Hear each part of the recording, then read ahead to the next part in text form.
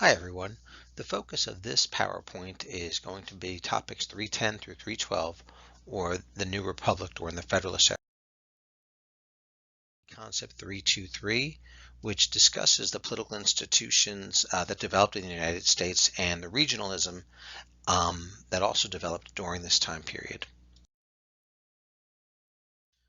With that said, I really want to start out by talking about some of the precedents that were laid down during this time period. Remember, Washington became our first president in 1789, the only presidential nominee ever to be elected unanimously by the Electoral Congress. And he's going to create several institutions and precedents that will become the foundation of our future government. First of all, his cabinet. The Constitution doesn't mention a cabinet. And Washington set this precedent of consulting with department heads or cabinet members in order to make decisions. In the beginning, there were only three cabinet positions: Secretary of State, Treasury, and War. And later on, the Attorney General will be added in that first year in 1789. Of course, we'll talk about later on the feud between Hamilton and Jefferson that kind of characterized Washington's cabinet. Additionally, we're going to see one of the first priorities facing the new government will be the ratification of the Bill of Rights. Anti-Federalists had sharply criticized the new Constitution for not having one, and basically it was promised that one would be created.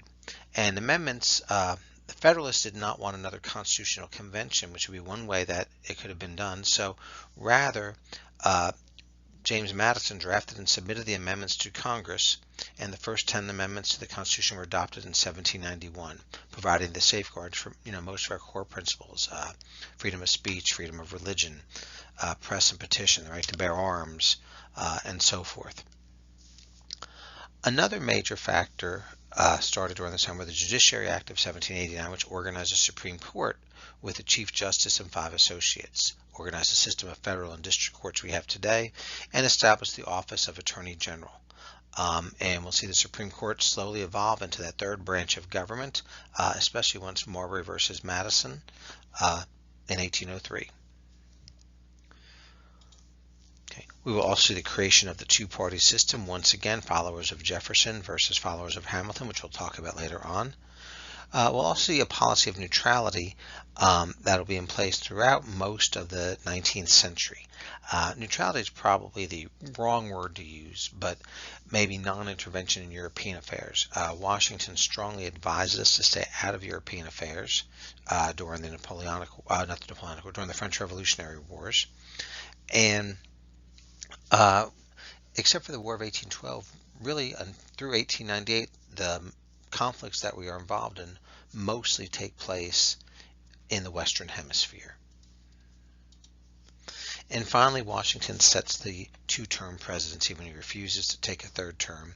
And we see that continue through FDR, and then after FDR, we see an amendment added to the Constitution that keeps a president limited to 2 terms or 10 years. So let's talk about Hamilton's financial plan. And if you guys remember, there was a acronym that I gave you guys, either fatten or be fat. And regardless of which it is, I want to talk about each of these so that you're aware. And this is something I would try to remember and kind of keep in place for the exam. So the first, the F, the funding at par, essentially was to bolster national credit, and it urged the Congress to pay off the entire national debt by funding at par all government bonds incurred during the Revolutionary War at face value plus accumulated interest. There was some controversy because some of the wealthy investors bought bonds before people in the rural areas knew that this was going to happen. But for the most part, it does set this, it does establish a credit system for our government. The second were the assumption of state debts, another big issue. Hamilton's ulterior motive with this was to basically further obligate states to the federal government and create this stronger federal government. And states with huge debts like Massachusetts especially favored this plan. States like Virginia that didn't have much debt were unhappy and didn't like it, and there was really some struggles over this, and ultimately a compromise was achieved when Jefferson agreed to the assumption of state debts, and in return a new federal capital will be built, we know now as Washington, D.C., in the South on the borders of Virginia and Maryland as well. Uh, and that goes with it. That capital was actually designed by Pierre L'Enfant, who created the map plan for the city. Benjamin Banneker was an African American who surveyed the land that it was to be built on, and we'll set this up as well for our national capital. The third part of Hamilton's plan were tariffs, and these were mostly for sources of revenue to pay for the debt, but also to keep our industry. Hamilton, unlike Jefferson, envisioned a nation of industry, and he wanted to protect these infant industries, whereas Jefferson envisioned a nation of farmers. The first tariff in 1789 was an 8% tariff at the national level, and it will help to build up this as well, and will become a major major issue that splits the political parties really up and through about World War I. The fourth part of the plan were excise taxes, which are taxed on specific products, and one of the most famous, of course, was the whiskey tax, which we'll talk about with the Whiskey Rebellion shortly. And lastly, and the most controversial part of the plan, the most important, was between Hamilton and Jefferson, was the Bank of the U.S. The provisions were that a bank would be created and the government would be a major stockholder, despite the fact that the bank would be a private corporation. 20% of its members, board of directors, would be government appointees. Hamilton pushed for this bank because it would be a safe place to deposit money, to provide loans to government and state banks. It could create a national currency. And Hamilton himself was a loose constructionist. The Constitution did not forbid a national bank, and that it would be good, plus getting national debt would be good for our country. Jefferson felt because it wasn't mentioned in the Constitution, there can't be a national bank. Jefferson didn't want a national debt, and he felt it was against the Constitution and state banks would collapse, and it would hurt the common man. Ultimately, the arguments went back and forth, and by February 1791, Washington signed the bank measure into law. Hamilton's views had prevailed as well. And once again, the bank is going to be another major issue that's going to spark debate later on between the political parties. And in fact, the bank issue sparked the public, the split between Hamilton and Jefferson, leading into the development of the party. And so as we talk about this party system, Hamilton's ideas, a stronger federal government versus Jefferson, stronger state and local governments, a limited national government. Hamilton, appealed to the wealthy, who feared a mobocracy. Jefferson, on the other hand, feared absolute power and ruler. He wasn't necessarily pushing for universal male suffrage. There were property requirements, but he didn't want this tyrant like King George. Hamilton wanted a republic led by a well-educated elite. He wanted a economy based on shipping and manufacturing, whereas Jefferson was, the virtuous farmers, an economy based on the small farmer. Hamilton had a loose interpretation of the Constitution, Jefferson a strict interpretation, although we will see Jefferson's tune change a bit when he becomes president as well. Hamilton, of course, was for the bank, Jefferson opposed, and Hamilton, wanted to pay state and national debts. Jefferson did not pay only the national debt, not state debts. And ultimately, the supporters who are going to support Hamilton, merchants, manufacturers, landowners, etc., will grow into the Federalist Party out of a stronger federal government. Those that support Jefferson, the plains people, farmers, tradespersons, generally in the South and the West, will be supporters of what we call the Democratic Republican Party, also called Jeffersonians, also called Republicans. So our two parties, Federalists on one side, Democratic Republicans on the other, by about 1793 or so. Okay, another issue that was important during the time were attitudes towards slavery. We talked about that in the last PowerPoint. I just want to kind of reiterate, by 1800, most northern states had abolished slavery. There's very few slaves in the North. But in either 92 or 93 is going to see the invention of the cotton gin. And what we're going to see in the South and the Southwest, whereas it had been believed that slavery was a dying institution, slavery is going to grow much quicker and much faster and is going to expand into the Southwest states. And I just want to kind of give you a little foundation to make sure you're understanding this as well. Well, because we don't necessarily see Quakers leading some abolitionist groups in the North, but most Northerners were neutral upon the subject of slavery. But we do know that this, of course, is going to divide the nation going into the 1800s. All right, our next key concept basically discuss some of the competition that went on for different groups and for resources, shifting alliances, and so I want to discuss first our relations with the American Indians. The relations with American Indians were actually pretty pretty sad. The kind of this continued what was started at Jamestown, this push of Indians westward. And so a little bit more specific about that. American Indian relations with the British during the Revolution, most American Indians had sided with the British. The British, I don't want to say the British tried to protect them with the Proclamation of 1763, but the British were at least trying to keep the colonies from expanding. And there was this real fear that with American independence, the Indians would be pushed further westward. And in fact, that fear did happen. We're going to see, the Iroquois Nation, for example, was forced onto reservations in New York. Many had fled to Canada. And, in the Midwest, we're going to see the Northwest Confederacy begin to grow. This was a loose confederacy of, Native Americans in the Great Lakes area. And, for the most part, we are going to see a series of wars through the 1780s and into the 1790s between the federal government and the American Indians. The Battle of Fallen Timbers is significant because it was an American military victory over this confederacy.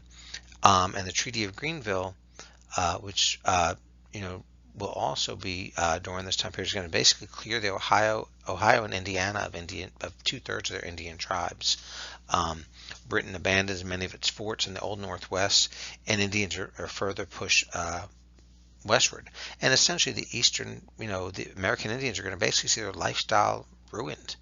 This force westward will bring them into conflict with the tribes that were west of the Mississippi, and we will see at one point, we'll talk about later on in the year, Tecumseh and the Prophet, attempts at Indians restoring themselves that were just generally unsuccessful. Another issue that we're going to see are the issue between the Westerners and the elites in the East, and this issue comes to a head with the Whiskey Rebellion of 1794. Southwestern Pennsylvania backcountry folks were hit hard by Hamilton's excise tax. In these regions that had very poor roads, whiskey was often almost used as a currency. And a group called the Whiskey Boys formed, and they posed a major challenge to the government. They started torching some buildings. They tarred and feathered some of the whiskey revenue officers, chased government supporters from the region. And tax collections came to a halt. Much like Shays' Rebellion, this another Western rebellion showed the difference between these backcountry settlers with the Eastern elites. But unlike Shays' Rebellion, this is going to be dealt with by the federal government. Washington summons the militia of several states, resulting in a 13,000-man army. Washington accompanies the troops about half the way, Hamilton all the way, and by the time they reached the hills of western Pennsylvania, the Whiskey Boys dispersed. Interestingly, Washington later pardoned the two convicted participants in order to heal the rift. But it's significant because it shows that the federal government would, enforce federal law, that another Shays-type rebellion would not succeed under this new Constitution. Jeffersonians condemned it as a brutal display of force and gained more support from a lot of ordinary farmers, furthering the divide and the growth of the party system as well. The next key concept essentially discusses foreign affairs and some of the challenges that our new nation is going to face during the Federalist. I want to first discuss the impact of the French Revolution. Um, in many respects, this was one of the biggest dividers between Federalists and Democratic Republicans. Um, Many Americans were initially pleased, especially Jeffersonians, with the French Revolution. They saw this as American Revolution Part 2. And when France went to war against the monarchies, many Americans were supportive of it. In 1792, of course, the first French Republic was formed, similar to the U.S., but that also led to the Reign of Terror in France, where some pretty big things happened that went well beyond the American Revolution. 40,000 people were killed, about 17 or 18,000 by guillotine. Christianity, France was de-Christianized during this time period. And a lot of Jeffersonians regretted this bloodshed, but they also recognized that it probably couldn't be avoided. A lot of Federalists at this point, were frightened at the scope of the carnage. And that goes to one other thing, too, another big division between the parties. Most Federalists tended to be pro-Britain. Most Democratic Republicans pro-France. And, that was a big deal as well. Britain had also been sucked up into the conflict with France, siding with Austria and Prussia, and we had to make some decisions because we had an alliance with France, and we had to decide which side to support. And Washington, we didn't honor our alliance. Instead, Washington proclaimed neutrality in 1793, and we did pledge to protect the French West Indies from enemies. Many Jeffersonians favored the alliance, felt that we should side with them, but Washington, for the most part, announced this neutrality. We had pledged to protect the West Indies before the Neutrality Proclamation. Washington, however, announced that we would be neutral in this war and warned citizens to be impartial. Jeffersonians, of course, were enraged that Washington didn't consult Congress, yet many Federalists supported Washington as well. And for the most part, the French didn't press us on this, and in fact, both America and France benefited from our neutrality. The fact that we were neutral meant we could still deliver food and stuff to the West Indies, which, had we actually entered the war on France's side, the British Navy would have certainly blockaded our coast and cut off the supplies that the French relied on. So the French never really officially asked us to honor the treaty as well. And kind of lays this, and the Neutrality Proclamation lays this idea of staying out of European affairs. That doesn't mean that things were good with Britain, but the fact that we is going to lead Washington's administration to seek some type of ease conflict with Britain.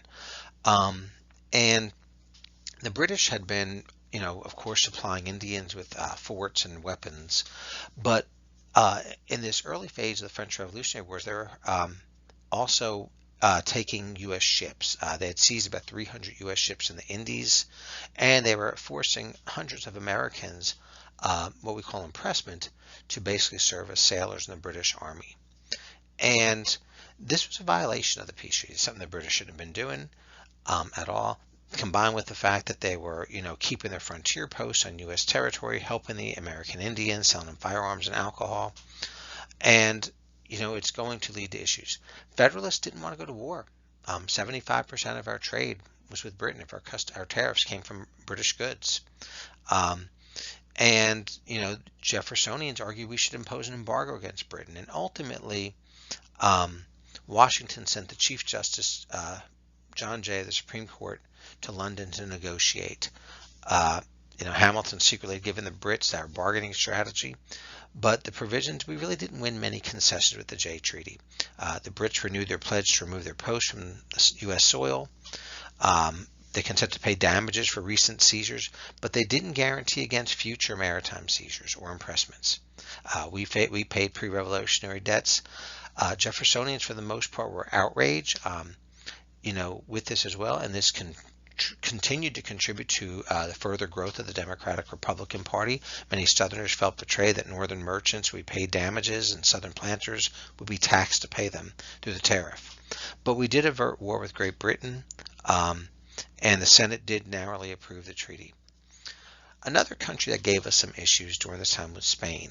And I think I told in the last PowerPoint we discussed how Spain had at one point, you know, blocked New Orleans and navigation on the Mississippi River to the U.S. And this we needed to do something about that. And so the Pinckney Treaty basically normalized relations with Spain. After the Jay Treaty, the Spaniards were somewhat nervous and feared an Anglo-American alliance. And so to appease the U.S., they granted free navigation of the Mississippi River to the U.S., including the right of deposit in New Orleans. They even yielded an area north of Florida that had been in dispute. And so relations with Spain improved. Interestingly, Spain will cede Louisiana back to France, and we're going to wind up buying New Orleans, and we'll talk about that in there later on. I want to talk a little bit about Washington's farewell address.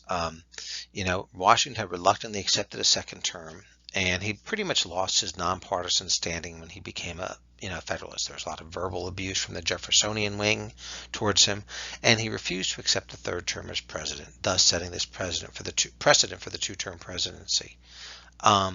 His farewell address, 2/3 was domestic related. He warned against the evils of political parties, and the other part was warned against permanent foreign alliances like the treaty with France.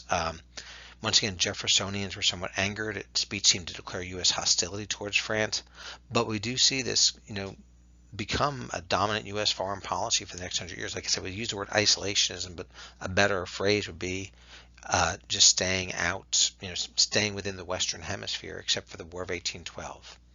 And Washington, for the most part, kept us out of war. Interestingly, relations in the next few years do heat up, but not with Britain. John Adams becomes president in 1797. He inherits really kind of a bad situation overall. A new French government had been formed in 1795, the Directory, and they had condemned the Jay's Treaty and saw it as an initial step towards a U.S. alliance with Britain and a violation of our own treaty with France. And, at one point, French warships seized about 300 U.S. merchant vessels as well. And this is going to lead President Adams to send a delegation to Paris, including John Marshall in 1797. And the U.S. delegates secretly approached by 3 French agents known as X, Y, and Z and demanded a large loan and bribe for the privilege of talking to the French Foreign Minister Talleyrand. We took this as a personal insult. Negotiations broke down. Interestingly, the French Directory, this was just business as usual for them. It was corrupt and inefficient, one of the reasons it didn't last. But the XYZ affair actually led to a war hysteria in the U.S., and we're going to see kind of a quasi-war with France in the next 2 years, an undeclared naval war. An army was authorized, although not fully raised, as well. Adams, suspended all trade with France and authorized American ships to capture armed vessels. And these undeclared hostilities, ensued really through 1800, principally in the West Indies. U.S. Navy and privateers captured over 80 French armed ships. Several hundred U.S. merchantmen were lost to the French. And, full-blown war seemed imminent. However, Adams, did not want a war. And the French became eager to negotiate a peace. They did not want, another enemy allied with Britain. They were already fighting most of the continent. And so in 1800, Adams submitted to the Senate a new foreign minister to France. And, this, for the most part, we negotiated. At this point, Napoleon was leader of France in 1800. I think he was first consul. And we negotiated. In this convention of 1800, we agreed to end our 22-year alliance with the French, and the French agreed to it, and we agreed to pay damage claims as well. And for the most part, major war was avoided. It improved relations with France. It actually made possible the Louisiana Purchase 3 years later. If we had gone to war with France, that probably wouldn't have happened. And Adams actually felt this to be his finest achievement. However, this semi-war, quasi-war with France also led to some issues that were not so good on the home front. Namely, the Federalists passed a series of oppressive laws in 1798 known as the Alien and Sedition Acts. The Alien Acts basically attacked pro-Jeffersonian aliens, and they raised residence requirements for U.S. citizenship from 5 years to 14 years. The president could deport dangerous foreigners. And they were really never enforced, and in a way some frightened foreign agitators left, because there were some foreign agitators. I don't know if you remember the Citizen Genet affair earlier. Spoke about that during the school year as well. But these requirements were raised. More unconstitutional were the Sedition Acts. Anyone who impeded the policies of government could you know be arrested. That you weren't allowed to falsely criticize the president or government as well. And once again, this was a Federalist Act. Federalists were in charge. This was a direct violation of the First Amendment. And the Federalist Supreme Court was not really interested in declaring it unconstitutional. At one point, 10 Jeffersonian editors were brought to trial and convicted. And, even showing the dubious intentions, the Sedition Acts were actually set to expire in 1801 in case the Federalists lost the elections, which indeed they did when Jefferson became president. But there was popular support for these acts. The anti-French hysteria played into the hands of the Federalists. The Federalists actually had their largest ever victory in the 1798 congressional elections. And while Jefferson and Madison wrote and penned the Virginia and Kentucky resolutions that essentially, basically said that states had the right to nullify these laws, it never gained much steam, with this, and it didn't really take off. The states stick with them, but it does, of course, lead that idea of nullification, which is going to become a controversy coming up in the future. But no other states passed these resolutions, and ultimately, we see these laws kind of just phase out by the time the Federalists lose the election of 1800. But the Federalist Legacy actually left us with quite a bit. They will lose the election of 1800. By 1818 or 1820, they ceased to exist as a party. But they, much of the foundations of our government were based on these early Federalist laws. For example, Hamilton's financial plan is going to become the basis. When Jefferson becomes president in 1801, he makes no effort to remove the Bank of the United States. In fact, the only part of the financial plan he gets rid of are the excise taxes. Washington also established the important precedent of keeping us out of war and trying to maintain neutrality as best we could. Furthermore, the two-party system was created, something that continues through today, and we're going to see the continuation of westward expansion and the ways to incorporate new western states. Vermont is added as the 14th state. Kentucky the 15th, Tennessee the 16th, and then finally some of the states of the Old Northwest will be added after that. For this PowerPoint, our next PowerPoint is going to focus on issues during the Virginia dynasty of Jefferson, Madison, Monroe, our next three presidents.